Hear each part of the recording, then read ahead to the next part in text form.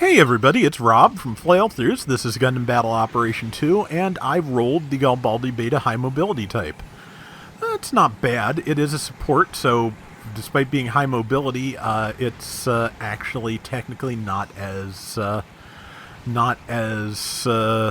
as the standard Galbaldy Beta, apparently. But for support, it's relatively fast. Also, it's using the Hazel Beam Rifle, which has piercing when charged, and in the hands of a support does huge damage. Oops, unfortunately I lost my charge because this level 3 Red Rider just walked up on me past at least one or more of my teammates, so not that I'm bitter, but yeah, tried to knock down that Gaz R, and yeah, Red Rider tagged me again, but there wasn't really anybody there to stop at that time that didn't. I just kind of was, still too close to it.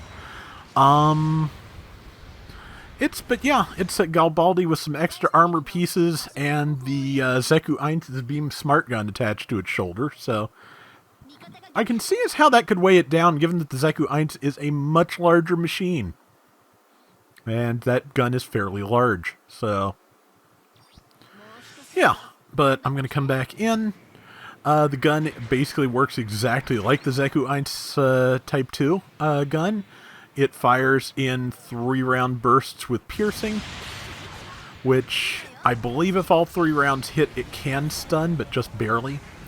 If the thing you're shooting has any kind of stun mitigation at all, of any form, it's not going to do it. I'm not even sure it does actually stun if all 3 hit, but it does decent damage.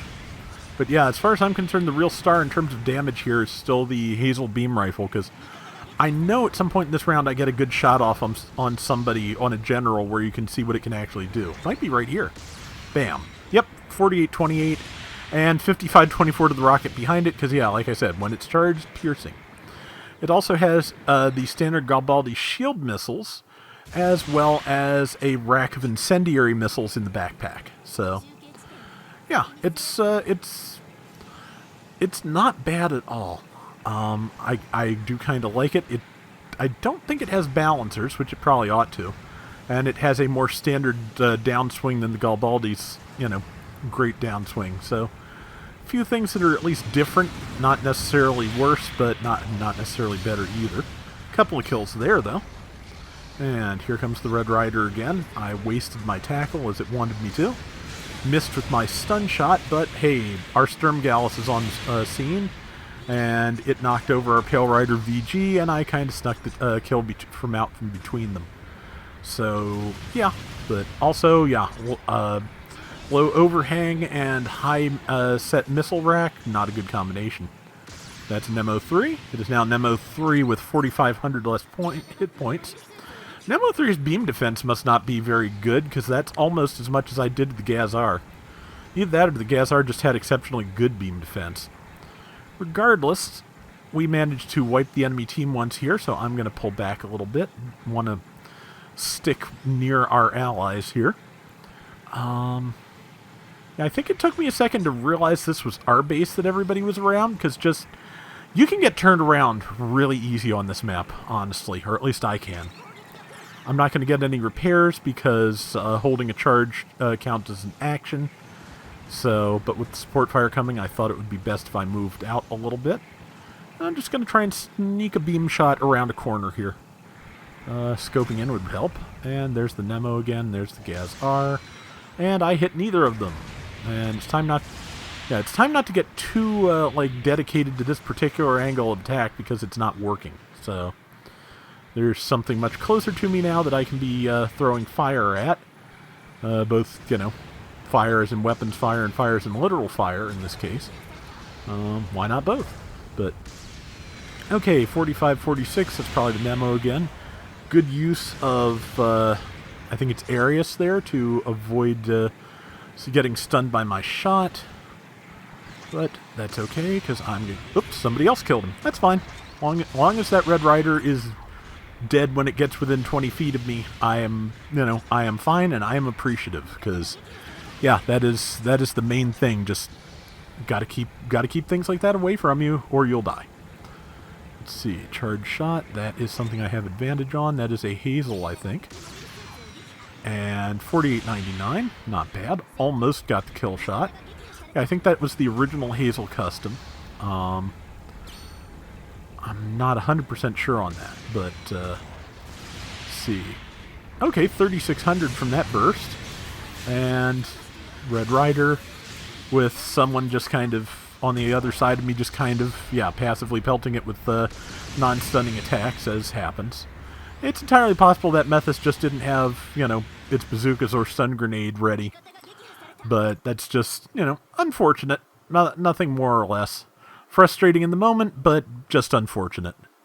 Number 2 is there by themselves. We have about an 1,800 point lead, which not terrible, certainly. So, time to jump back in there, though. And maybe I can get a good charged attack off with something. I feel like it's kind of rare for the for a cannon backpack type's main weapon to be the best thing on it, but I really do feel like the Hazel beam rifle is the best thing on it. Certainly the Smart Gun is not bad, because you can pierce through your allies if you have to without stunning anyone. But yeah, and here's the Red Rider again, which held my tackle till the last second. VG is here once again. It did stop the Red Rider halfway through its downswing. I am very grateful. And I'm going to try and get the kill, not just because I want the kill, but because, yeah, let's get this guy out of the way so we can deal with that Nemo next, because I have the best shot at that being type neutral, so I may as well just get ready. And have a beam. Have a beam saber. Yeah, like I said, standard downswing. Just the Gelgug melee pattern, but yeah. Nothing particularly exciting. And 58 seconds left, and we've got a 4,000 point lead or thereabouts, so that's not bad. Managed to get it with the help of the VG. So now it's just finding other things to shoot and staying alive until the end, because at 500, if we took a wipe with enough assists, we might lose. Be close. I don't think we would, but you never know. So yeah, defend the area, good advice. Just stick at the base and shoot things. And there's the Red Rider once again. And I'm pretty sure it fell for it. It did, in fact, fall for it.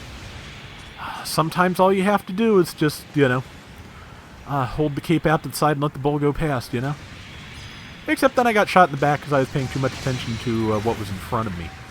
And, yeah, I may not live to the end of this, but it looks like the rest of the team will, so even if I die, which I will because the Red Rider finally got its hands on me, we will win. So, not a bad round, and I did get some help against that Red Rider, which I very much needed. And yeah. And I wound up with top score. 3725 out of 13,750 was me. Our Sturmgallus did the most damage. And I wound up at 6-3 with 78,000 damage. That's not a bad place. So that is going to do it for today's Gundam Battle Operation 2. We'll be back soon with more. Till next time, everybody take care and have fun. Later! Yeah, they never actually did any kind of model or figure of this Galbaldy that I know of. The closest there is the standard Galbaldy MS in action that is in the this one's colors. I have that. It's really nice. And, I would think that there would be a possibility we could see something like this in a future wave of G-Frame, but I haven't seen anything to that effect, so, fingers crossed.